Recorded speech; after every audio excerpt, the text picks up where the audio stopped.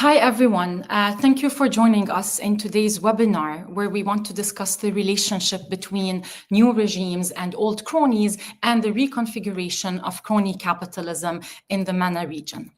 Over the past decade, several Middle Eastern and North African countries have undergone leadership changes marked by alleged ruptures with corruption and cronyism.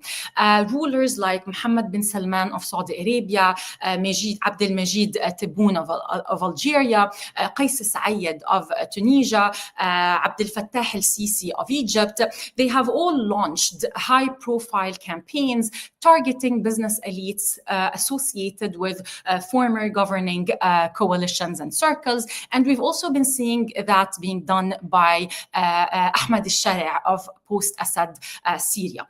However, beneath narratives of renewal and reform, we are observing a subtle reconfiguration of state-business relations.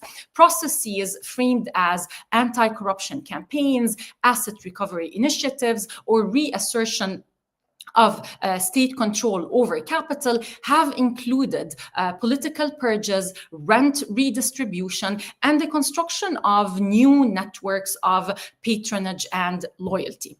So today we want to explore several questions. To what extent have these new regimes reproduced old patterns of crony capitalism rather than dismantled them? How have business elites adapted to shifting patronage structures?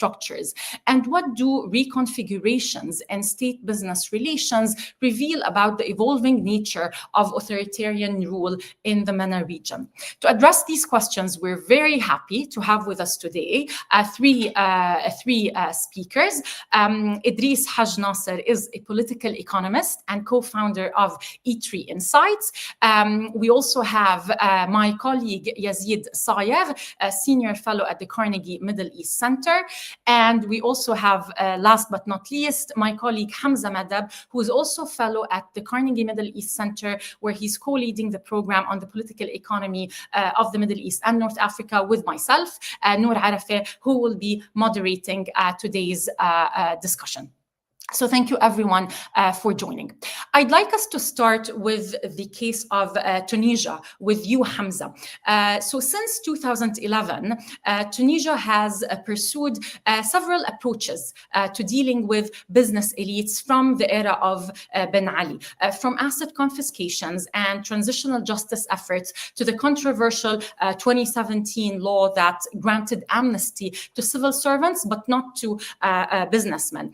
My question is, how have state-business relations evolved since 2017 across these different phases, and what continuities and changes do we observe over the past 2 decades?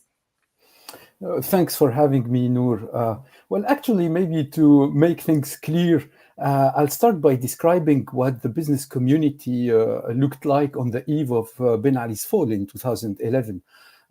Actually, the core, I would say that the core of Tunisia's business scene or landscape was dominated, of course, by Ben Ali and Trablsi families. I mean, these families controlled almost 20% of the Tunisia's GDP, according to a World Bank report that was published in 2014 or 15 and was entitled at that time, All in the Family, actually.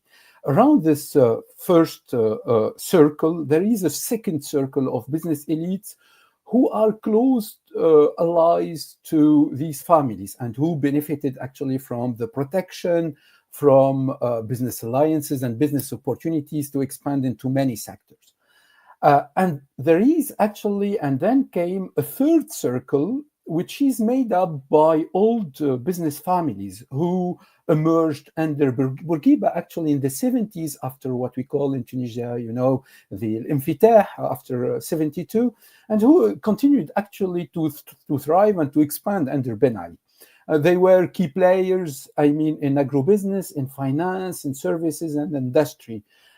They were, of course, less visible, less flashy, but they were influential in a way.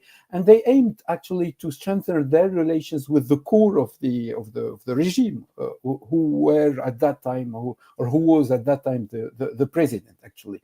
And of course, I mean, these three circles shaped the business ecosystem. Of course, business alliances were built, but also marriages, I mean, were happened actually, and the role of the head of the regime at that time, of Ben Ali, was in a way to be the arbiter. I mean, to arbiter conflicts, but also to secure access to opportunities, credits, rentier positions, privileges, etc.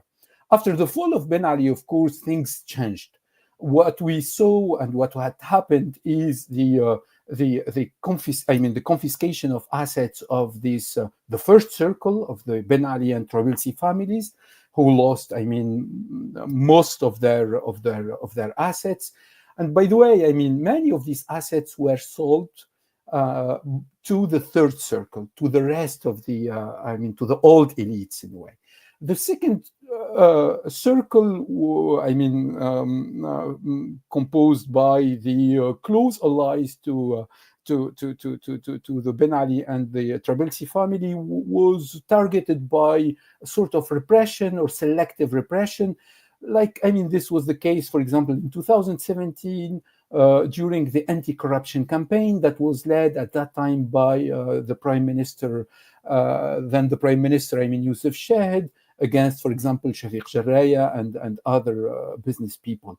So this is to say that what happened actually is a whole reorganization of the state business relations after 2011.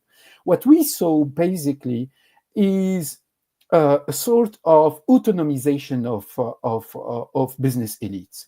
So we saw, especially, I mean, the old cronies who were the winners actually, and were managed actually to not only to secure their positions, but also to accumulate wealth and influence.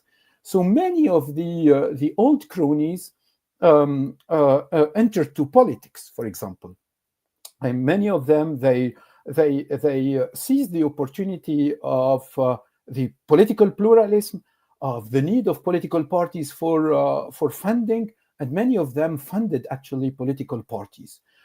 This, of course, I mean, gave them leverage over political parties, over decision making, and over the relations actually between the political power on one side and business and the economy on the other.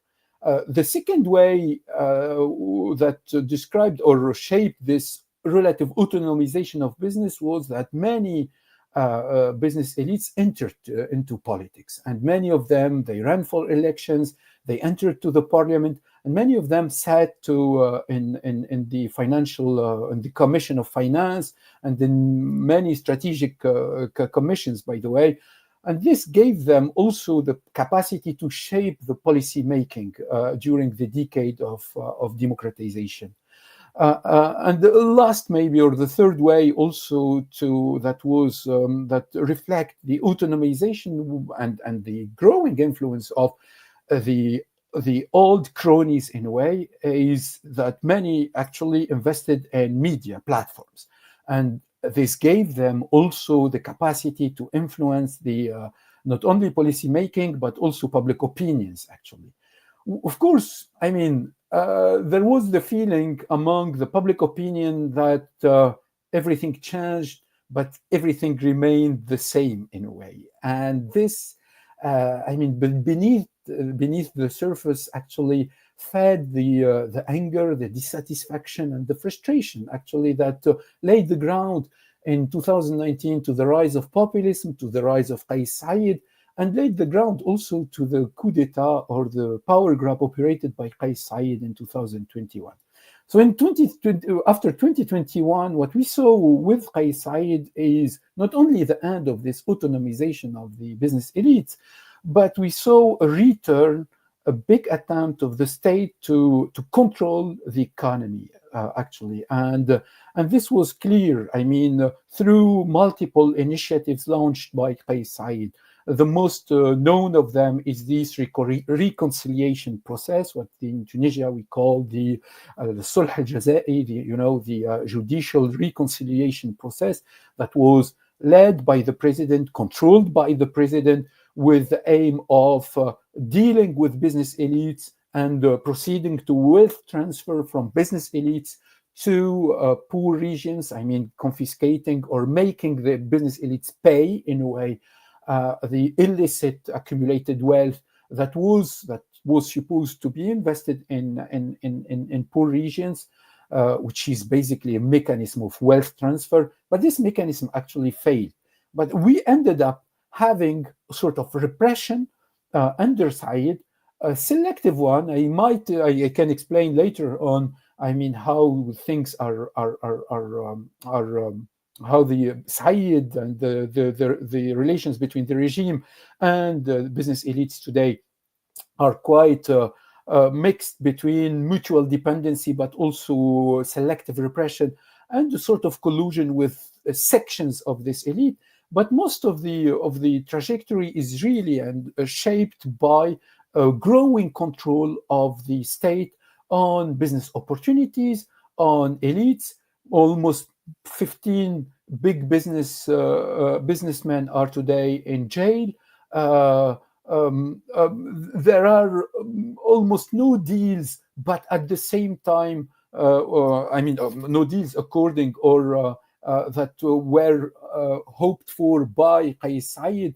But what we are seeing increasingly is that many business elites left the country, and many of them also are getting really persecuted now and disciplined in a way. This is typically the case of the elites that are controlling the financial sector, the banking sector, who are into sort of collusion with the regime, but at the same time who are also fearing a sort of repression. Actually, without resisting to the regime, they are in a situation where they have actually to accommodate the economic policy choices of the regime, buying debt without contesting these choices. So this is clearly actually there are actually a sort of continuity in the state business relations in Tunisia, in a sense that the access to economic opportunities, the access to privileges, the access to rents, the access to credits, to foreign currency is strategic. Both Ben Ali, Saied, and between them, the political elites tried to play this card. But there is also a change, and the change here is that there is clearly at the end of autonomization, a decade of autonomization, and the return back to a heavy hand of the regime on the business community. Thank you so much, Hamza, for providing us with a comprehensive overview of how business-government relations were reconfigured after the Arab uprisings. And you basically showed us how we went first under the era of democratization, what you call the autonomization of business elites, the rising influence over policymaking and politics, and then things changed under Qais Said with rising state control over the economy and the elites. I want us now to turn to the case of Algeria, because we see another case where popular uprisings promised to reset state-elite relations, but the outcomes have been complex. So Idris, you've been covering the case of Algeria for a while. And following the Hirak of 2019, President Tebboune came to power, promising a new Algeria free from corruption.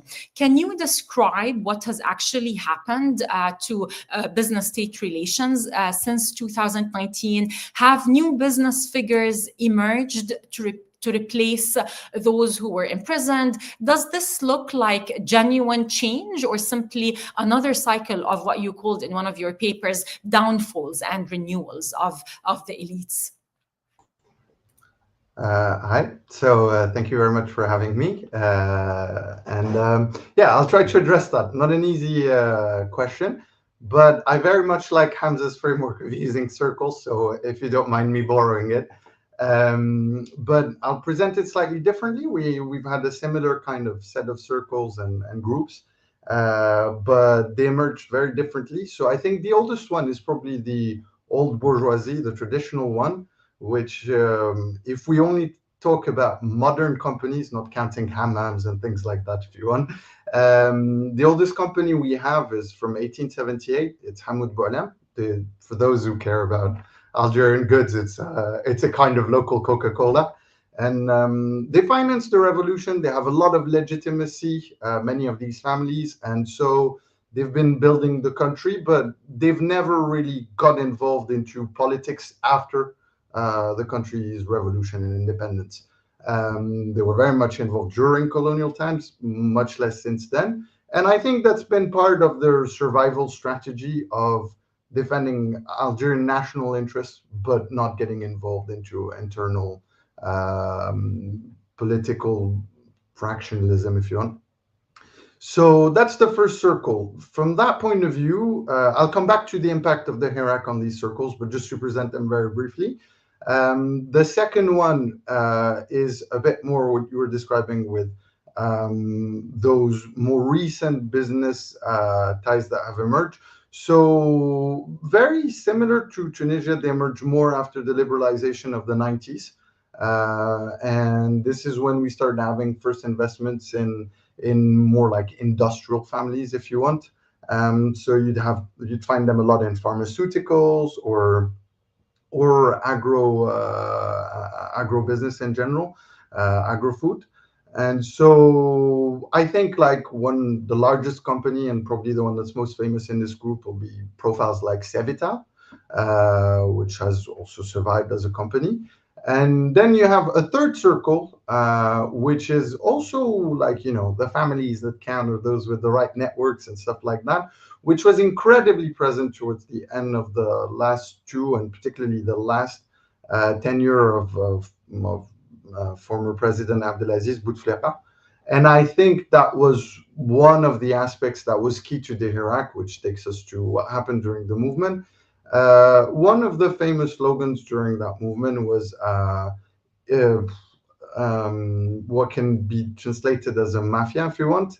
And they were referring specifically to ties that were particularly the brother, so Saied Bouteflika, and anyone who had ties to him in particular or the ruling president. And also to some extent to that second circle where the most prominent figure, the one people have heard of most is Haddad. Now both of them are in prison with a lot of other business people and politicians that were part of kind of the ties between these two circles, but the impact hasn't been the same on all three circles. So on the first one, I mean, there's always an impact of nepotism and business circles and personal ties. I think in all systems, sadly, this is kind of how crony capitalism works around the world. But at least there's been a real change and a drastic change from that point of view in Algeria. I think that's probably the circle that's been most affected, and visibly so.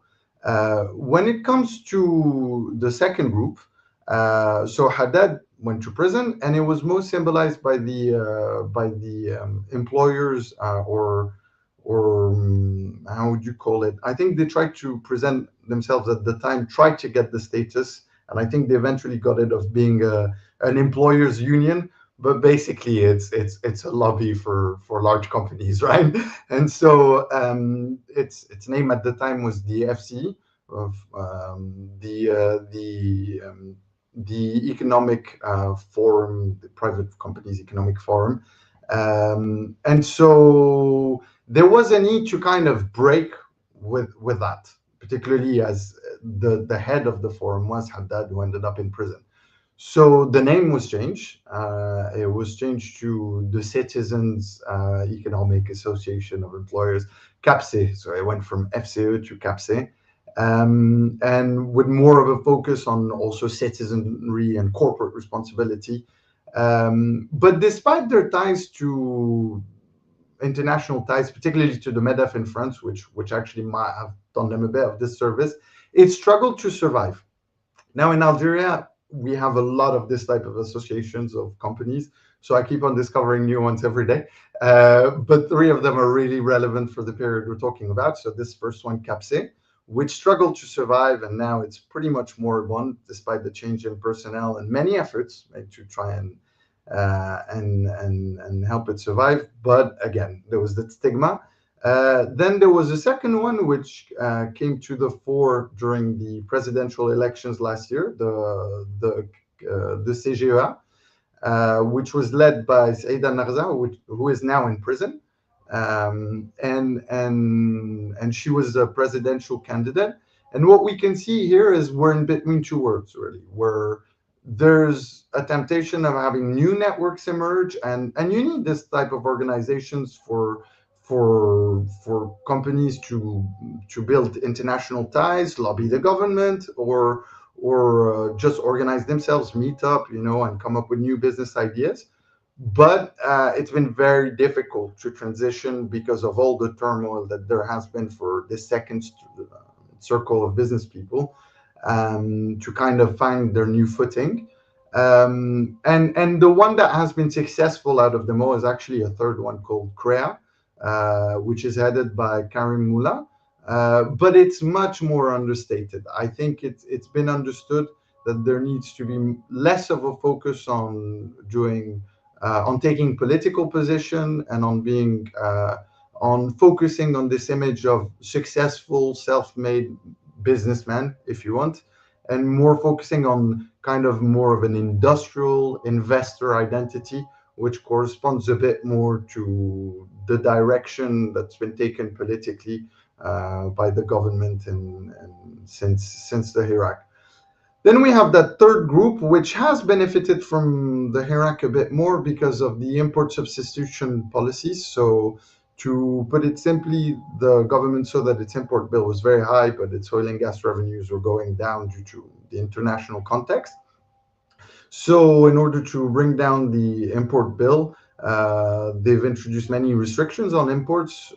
And obviously, you need people who have financial depth and also industrial expertise. And those families were particularly well placed because they've been there for some of them, a few of them, over 100 years, and for the vast majority of them for 30 years maybe. And so they've been able to take advantage of this new economic environment. And they could constitute a potential base for the future, political base, but I would say that it's unlikely to become as clearly a clientele as any of the other groups I've mentioned, because again, in order to survive economically, you're better off keeping things clean and separate and well organized, if you want. One last trend that we can see also in those business circles and how they've reorganized themselves is the nationalization. There's been a lot of the assets that were seized from the business people that were put in prison have actually been transferred either to funds, state funds, or to state companies. But again, we're in between worlds because even the managers of these state funds sometimes are faced with judicial challenges. And so, to put it simply, it's not clear which model is emerging. What's very clear is there's a very big focus on recreating state business relations that do take some of what was successful or what became a key center of power through private investment during the liberalization period. But we've also seen a return to a model that's back to the 80s with those national companies and all. So to put it simply, I think we're in a very mixed economy model, which we haven't had in the past. This is how Thank you. Thank you, Idris. It's a complex picture in Algeria, and I'd like us now to turn to Egypt, where the picture is somewhat different, but it raises similar questions about the boundaries of elite power as well. Yazid, you wrote your recent paper with Carnegie on the Second Republic under Abdel-Fattah al-Sisi, and in the paper you describe how business elites from the era of Mubarak have been selectively rehabilitated. So figures like Ahmad Aiz and Ahmad Haikal are back in business, but politically sidelined. While the case of Safwan Thabit shows that these elites remain vulnerable to shakedowns. And then there's the exception, which is Hisham Talat Mustafa, and we saw him at the opening of the Grand Egyptian Museum. His Gulf ties seem to have protected him. So my question is, what does this tell us about how Sisi has fundamentally restructured state-business relations compared to the era of Mubarak? Thanks, Noor, and it's very good to be on this panel with all these great colleagues. So there's been a fundamental shift, I think, between the era of President Mubarak and of President Sisi, while there are also some continuities that I'll touch on.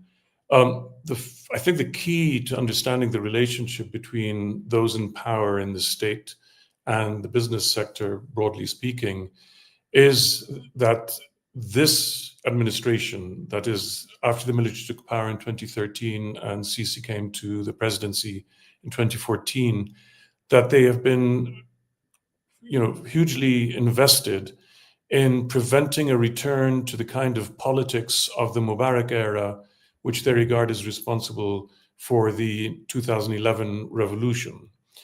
And one of the key elements there is that the military in particular, one of the reasons it became unhappy with Mubarak in his last decade of rule is that they believed he was giving far too much political significance and influence to the crony or politically connected business people who were clustered around the president himself and his son Gamal, who headed the policies committee of the ruling National Democratic Party. And the military felt that this sort of crony business group was emerging as a political challenger or competitor to the military's own role in the Egyptian political system. And this distrust and suspicion has endured ever since. And so after 2013, there was a systematic attempt to keep the old crony business people at arm's length, in some cases to prosecute them, in others to allow them back bit by bit in return for certain financial settlements. Now, what has remained true is that the Sisi administration has consistently prevented the business class, broadly speaking, and even the big business sector from acquiring a distinct political role, from emerging as a political actor with a direct influence or a direct role in shaping the country's investment strategy or its economic policy. Now, that is not to say that business people don't have a lot of influence and don't intervene directly. They have direct channels to the presidency, to the Council of Ministers, and on specific issues, they will lobby and get results. So, for example, some of the bigger businesses were able to get exemptions from the lockdown during the COVID pandemic, and were able to continue construction projects.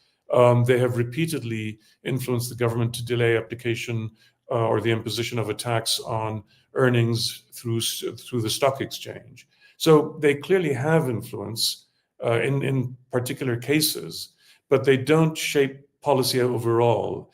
And I think we can't speak of the kind of relationship that we've seen in other countries led by the military, such as Chile in the 1970s and 1980s, where there was a clear alliance with big business, and in which big business benefited directly from the kind of policies that the Chilean military under General Pinochet pursued. So here we have a situation where political power is totally held in the hands of the president and the military.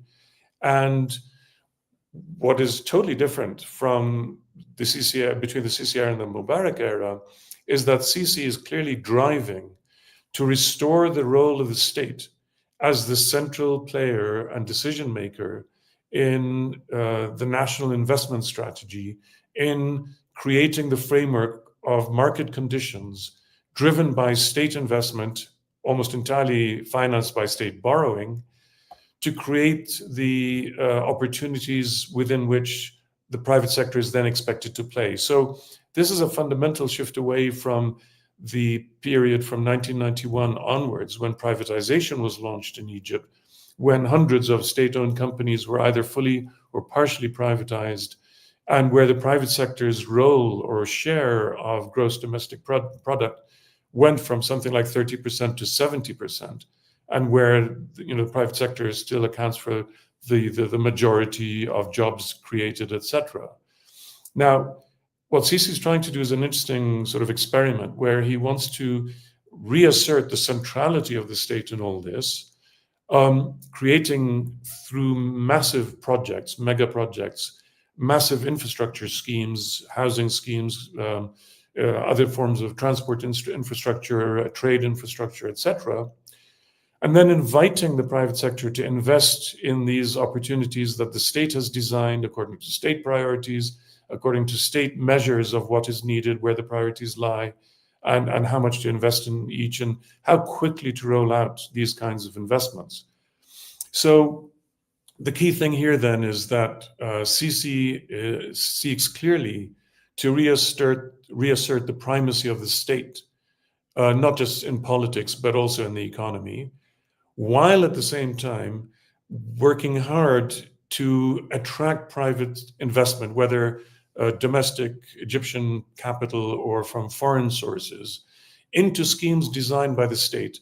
And this has been accompanied by an attempt to restore and revive a number of state-owned companies. For instance, most importantly, maybe the Nasser Automobile Company, on a smaller scale, the Qaha or Adfina food companies, and there's a number of others I could mention. So there's the state continues to pursue and promote state-owned enterprise while inviting private participation and creating new bodies such as the Sovereign Fund of Egypt, which was created in 2018, as a vehicle to invite private investment. Now, what's interesting here, the trick is that in effect, Sisi is trying to attract private capital to finance state assets and state schemes, state facilities, state companies, in the name of public-private partnership or of offering shares to private investors who may acquire, I think in theory at least, majority shares in companies and yet never really acquire meaningful control of these assets and companies, because even with a majority of shares, if these shares are held in portfolios held by the Sovereign Fund of Egypt or ultimately controlled in other ways, all that the state is really doing is refinancing itself using private money that is not acquired through nationalization or expropriation as in the 1960s, but under the guise of public-private partnership or of offering private investment opportunities to the private sector, whether domestic or foreign. Now, out of all this, to wrap up, what we have is that there are a number, certainly of big companies and a fair number of medium and small companies that have benefited from the massive investment by the state in various construction and other kinds of projects, again, heavily financed by borrowing, which is problematic for Egypt's financial stability and economic future. So, but private companies have benefited from the flood of subcontracts in these mega projects. And the biggest companies, including the ones that are independent and never were cronies, strictly speaking, Orascom, the Sawiris family, Mansour, al-Suwaidi, and others, have all benefited tremendously. If you look at their portfolios over the last decade, they've all benefited very handsomely from the Sisi era, but they do not wield actual political power, or they're not partners in the political system. And so they're all being invited to gain within the framework that the Sisi administration sets. How this will unfold in future, I think, is difficult to say, because the heavy debt overhang that Egypt suffers is only being mitigated by massive injections of Gulf funding in real estate schemes. The real economy is still not growing. Business confidence has remained negative for almost the entirety of the Sisi presidency. The share of the private sector in investment remains historically low. The Prime Minister Madbouli spoke over 3 years ago of raising the private sector's share of investment to 2/3. This share is still far below that. So we have very problematic or contradictory and negative trends still in place vis-a-vis the private sector's role. And I think what we end up with is that certain business people benefit here and there in select areas, but overall, the business class is still, it feels insecure, is hesitant, is not willing to invest in areas where there's a high risk, and instead is getting pulled into real estate speculation, which is turning into the main engine of the Sisi administration's approach to the economy. Thank you so much, Yazid. I just like to remind the audience that you can ask any question you want to the speakers in the chat bar, either on YouTube or StreamYard. And following this round of questions, I will ask your questions to our esteemed speakers. So I'd like us now to turn again to the case of Tunisia with you, Hamza, and address the question of how anti-corruption rhetoric intersects with regime legitimacy.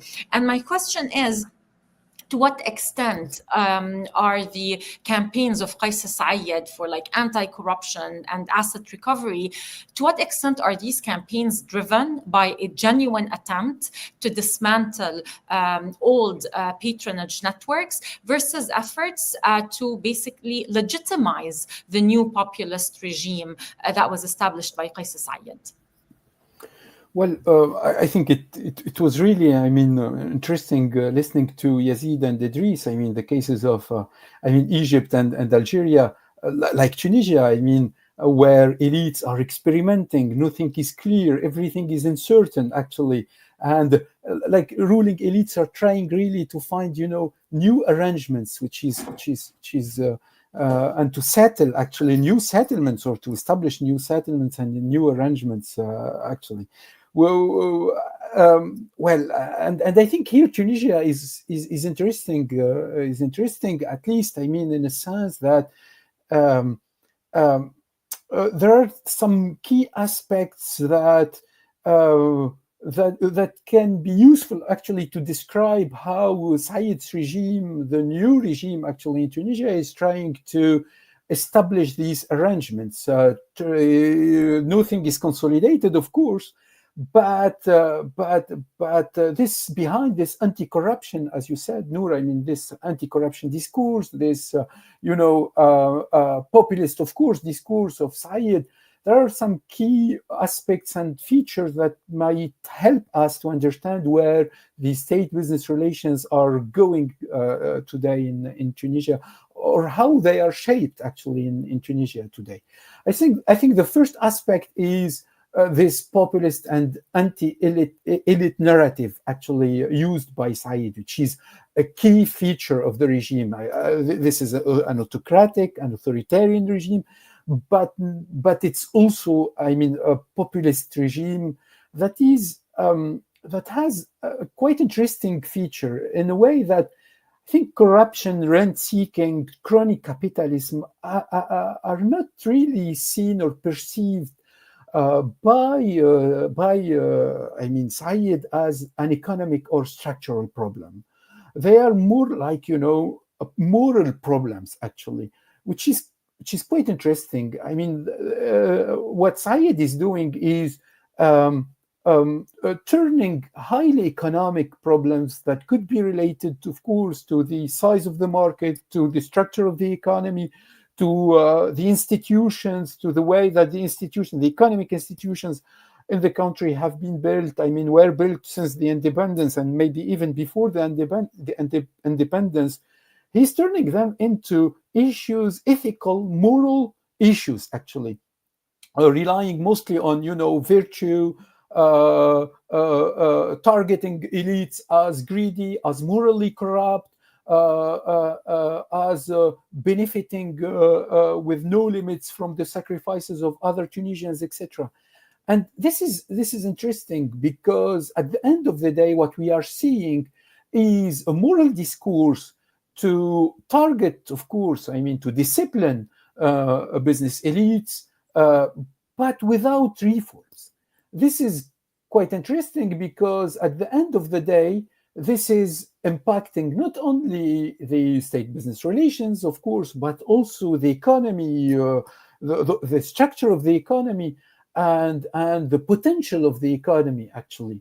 So, and this explains why the economy is stuck since 2021 in very low and very weak growth rates. The average growth rate in Tunisia since 2021 is almost 1% or 1.5%.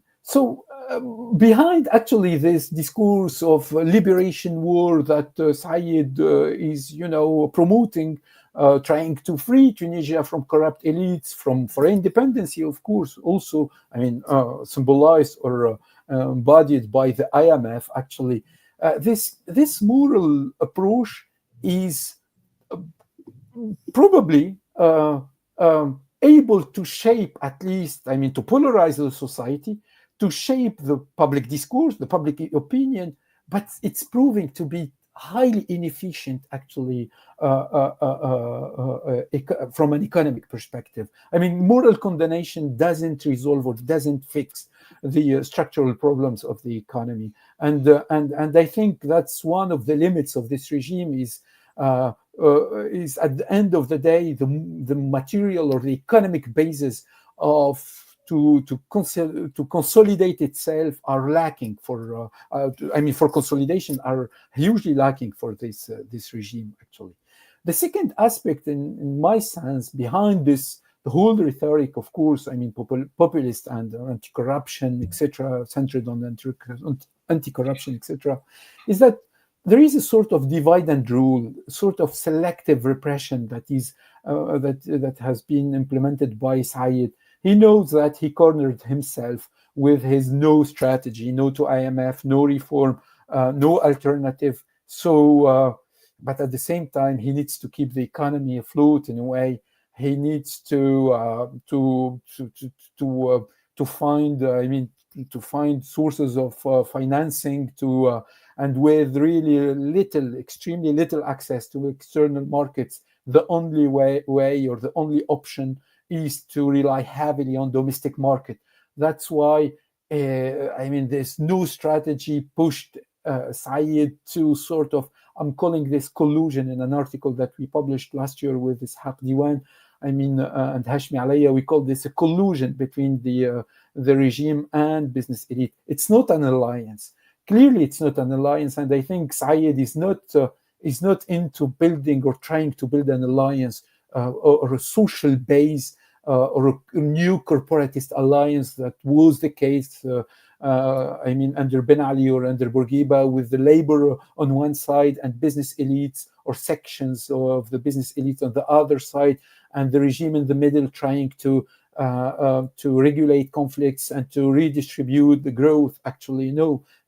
Saied is in a sort of very opportunistic collusion, especially with the sections of the elites who are into the banking and financial sector, and who are finding themselves actually also, in a situation where to survive, to avoid becoming targets of the regime, they need actually to play this card of, okay, they are useful for now, even though they know that the regime and the situation might turn to be really a burden for them later. But also, they're playing this card also to protect their positions in the economy, because most of these elites, old cronies, we are speaking mostly about families, about that have been able to secure a presence in many sectors in the economy. So keeping these barriers to access, to newcomers to the economy, keeping them and protecting their positions is also strategic for them. And so far, Saied is not really redistributing the cards. So the rules of the games are not changed, actually, behind all this discourse on anti-corruption, anti-elite, etc. Rules of the game are still the same, at least in the economy, is that you get close to the political power and you get protected. And this is the old playbook of cronyism, as was mentioned by Idris previously. And I think the third aspect, which is interesting, is with Saied, at least in the case of Tunisia and the case of Saied, I mean, help us also to understand that there is an attempt among the regime today to proceed to sort of renewal, actually, of economic actors. I want to call them business elites, or to help emerge new business elites, but to help emerge new economic actors that might be in a later stage, maybe a sort of a new basis for this regime. This is typically what Saied is trying to do with this Sharikat al-Ahliya, this new communal companies, sort of cooperatives, actually, that the state is sponsoring, the state is funding, the state is trying really to offer them access to credit, but also to public land, etc. Which is interesting. I mean, and here there is a new experiment that is getting tried in Tunisia, and that has been also, I mean, experimented elsewhere and proved to be a failure.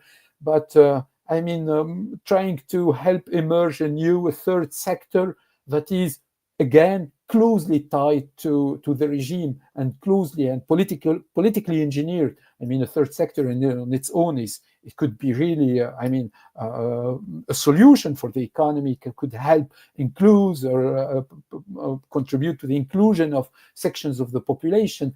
But this is a new third sector, highly and closely controlled by the political power, actually. And at the end of the day, we know that I mean, these communal companies are a new clientelist tool that is designed by the regime to try to consolidate itself and to build a sort of a social base.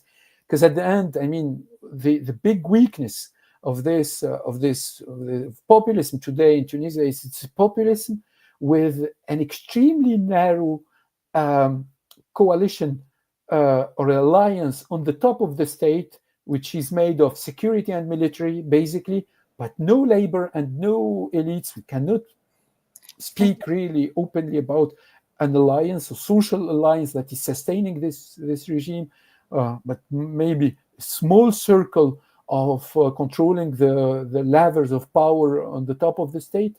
And it's a populism without the people, in a way. Yeah. So they know that the consolidation of this regime needs to be done through the creation of a social base, and this experiment of communal companies is one of them. I'll stop here. Thank you so much, Hamza, for providing us with a rather complex picture of how power is being continuously, basically, renegotiated. In a sense, economic power is also being reconfigured to sustain political authority, specifically of a populist regime. So we've so far covered the cases of Tunisia, Algeria, and Egypt. And I would like us to turn briefly to the case of Syria. With Yazid. Yazid, what can we discern about how business elites from the Assad era are being treated in Syria today? What might this tell us about the future trajectory of Syria's political economy? You're on mute, Yazid. So sorry. I was saying that, thanks, Noor. That's a very interesting question, and it's a bit of a messy picture, of course. We're approaching the 1-year anniversary of the fall of Bashar al-Assad, and so we're talking about a government that's still sort of in formation, very much in transition. It hasn't issued clear economic policy visions. There's a lot of talk about commitment to free market economy and talk about reforms.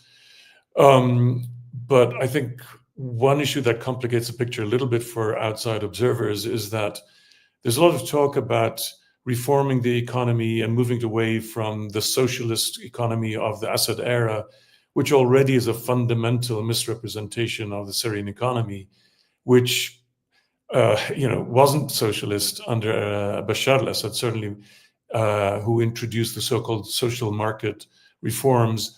And it was very much a crony economy, in which also there was a very large and significant private sector already from the 1990s. So we're in fact talking about very different kinds of legacies. The legacy of the early growth of the private sector in Syria and the liberalization of the economy starting from the 1970s onwards, creating a private sector that has a lot of capital, a lot of which now is outside the country, and which hopefully will return if it finds there's enough security and convincing economic frameworks, legal framework, enforcement of contract, the assurance of protection of property rights, and so on. So far, that isn't there.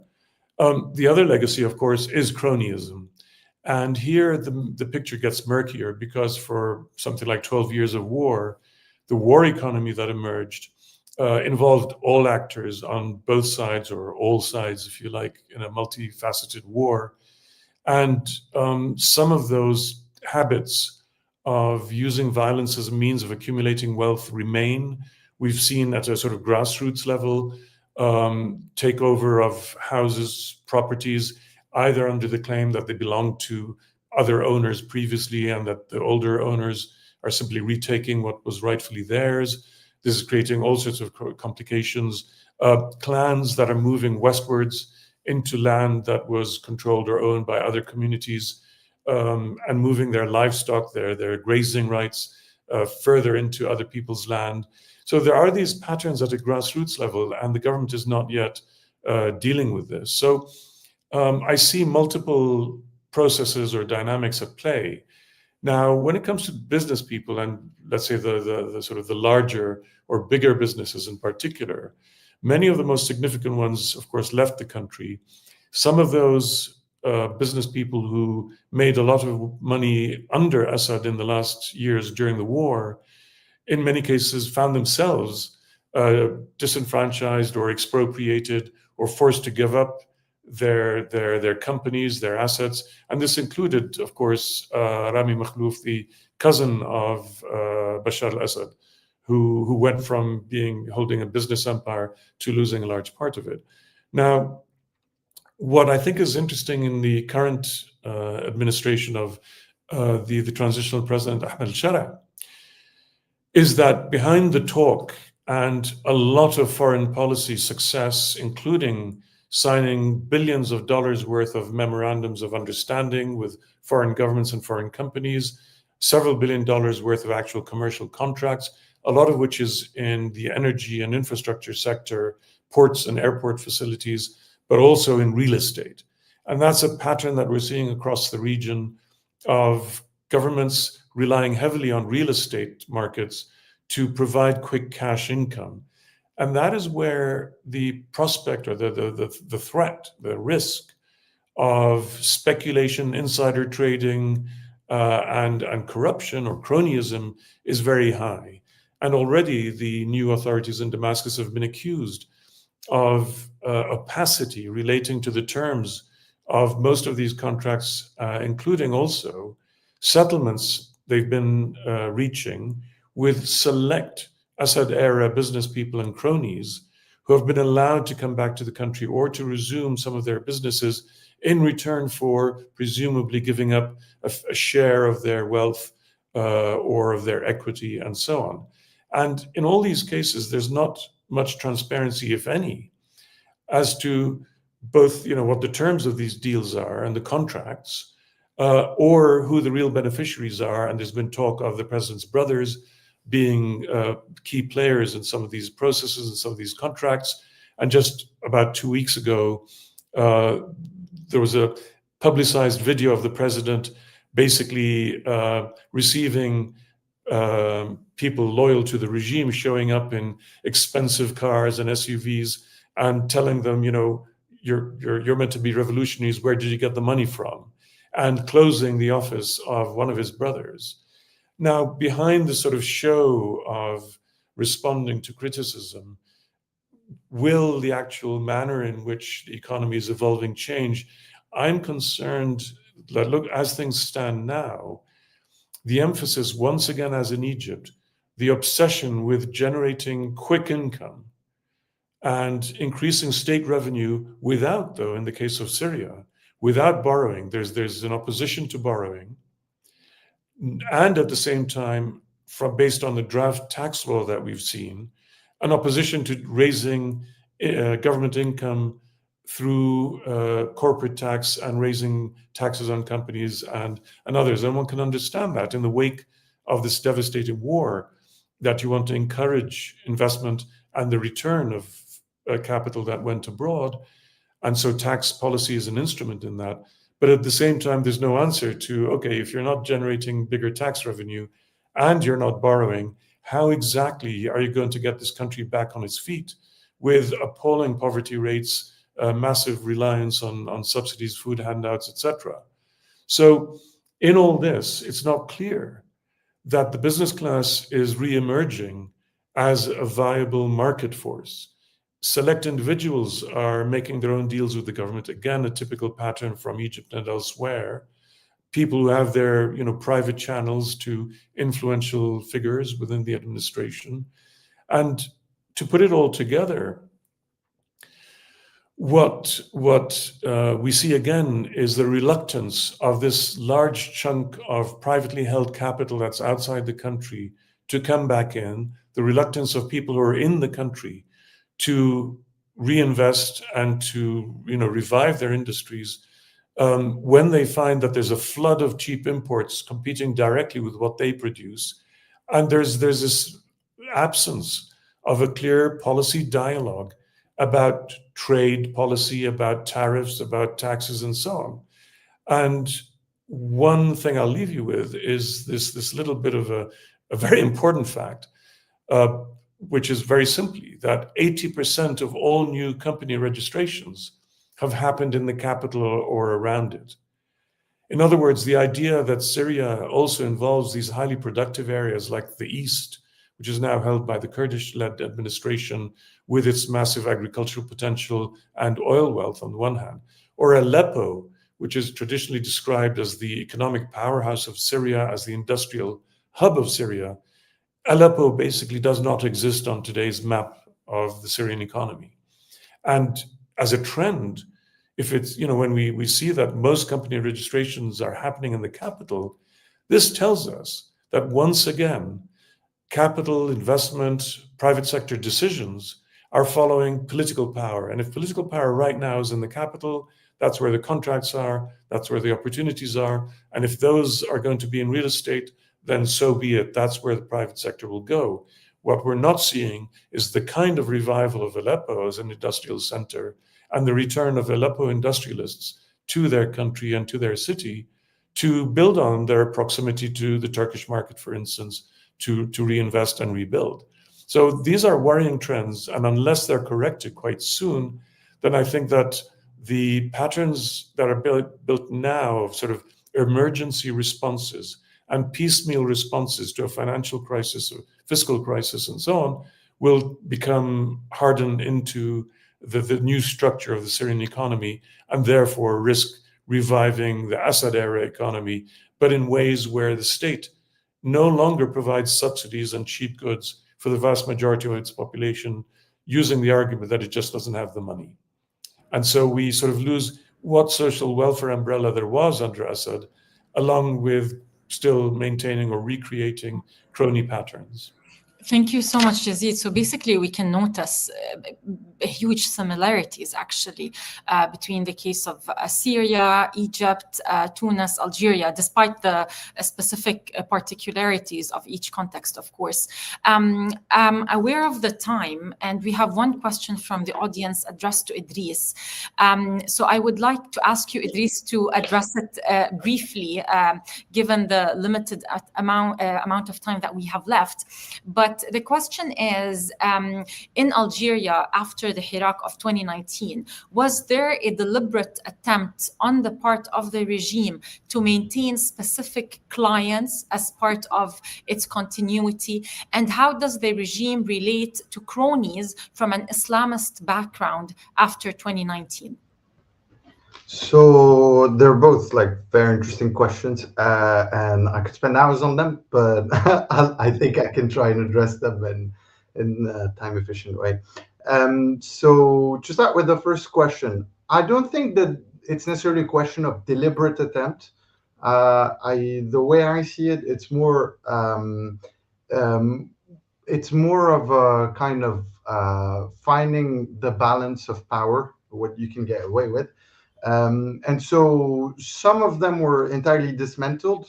So if I take some of the groups that are concerned, like the Kuninep, for instance, or two brothers who had a lot of investments here, they're in prison now, and most of their assets have been transferred to the public sector.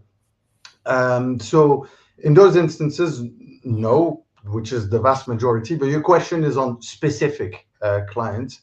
And from that point of view, some companies, and I'm using specifically the word company there, have obviously survived this period, even though their founders or owners have struggled during that period and during the corruption crackdown that ensued. And I think the most famous example is probably Cevital, which is the largest private company like in Algeria.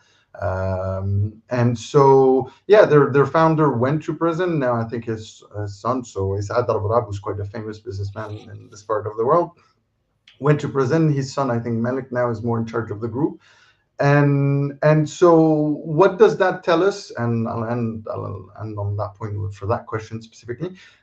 It tells us that you can't get rid of everything. So I would see it more as getting rid of businesses that had rent positions that were really built, just founded on that and only survived thanks to that. But you can't get rid of the productive assets without destroying employment, destroying like GDP growth, this type of things. And so it's too costly. However, there's also a matter of hierarchy. Who is going to rule? Is the nature of Algeria's system to be more politically driven, or more security driven, or more oligarchical in nature? And I think the answer in the post-Iraq was it won't be oligarchical. so this is why they had to change the business captains, I think, in many of these companies. Now, for the Islamist background, I mean, I think most of them have been co-opted since the early 2000s.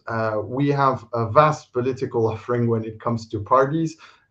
Some of them copying Christian democracy, others more closer to the Ikhwan Muslimin, the Muslim Brotherhood.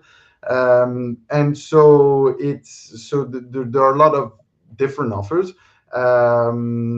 But what does that mean? It means they've been compromised just as much, because you had like Islamist political parties that were highly involved in corruption in the country, with some of their leaders going to prison. So they've kind of lost that legitimacy that you would have found in the 90s, of we're going to clean it up and clean up the swamp, I think is the trendy term nowadays.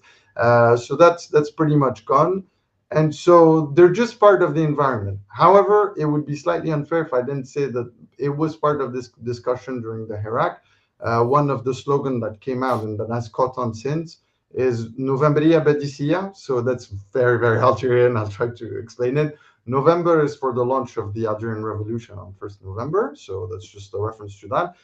And Badisia is a reference to Abdelhamid bin Badis, who's an Algerian thinker and part of the Ulama movement. So the wise Muslim clerics who were very much involved in the independence movement. And so it's more of a reference to that Islamic tradition within Algerian society and Algerian politics. But it's more of a political current, I would say, than a business current. So, but you see it as a flavor in the way the private sector is getting structured. It's trendy and it's less risky politically if you just want to keep on with your business to adhere at least formally, to that position. Now, does everyone adhere to it? No. Politically, the business environment is very diverse in Algeria from many different currents.